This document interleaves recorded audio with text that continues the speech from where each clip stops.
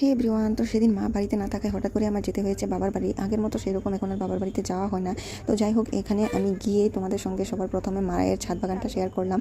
তো দেখতে পারলে যে কিছু উচ্ছে ধরে আছে, আর ছাদের উপরে এত পরিমাণে গরম, যার কারণে মা এখানে নিম গাছ লাগিয়েছে আর একটা আকন্দ ফুলের গাছও লাগিয়েছে, যেগুলি বড় বড় গাছ। তো সব কাজ কমপ্লিট করে ঘুমিয়েছিলাম, ঘুম থেকে উঠে দেখলাম আইসক্রিম যাচ্ছে, চাইল্ডহুড মেমোরি। তো দৌড়ে গিয়ে আইসক্রিম নিয়ে আসলাম, সবাই মিলে আইসক্রিম খেলাম। আর এখানে আসছিল ফায়ার সার্ভিস। তো আগে আমরা আগুন গাড়ি বলতাম, আগুন গাড়ি আসছে, তো এদের দেখার জন্য দাঁড়িয়েছিলাম, দৌড়ে এসেছিলাম। আগে না এই আওয়াজটা শুনলে খুবই ভয় লাগতো, আর আজকাল কেন জানি না আমার জানালার কাছে বসে থাকতে খুবই ভালো লাগে। তো এটা হচ্ছে আমার বিয়ের আগে আমি যে রুমটাতে থাকতাম আর কি, সেই রুমটা, जो कि अभी फिलहाल कबार खाने में बदल गया है।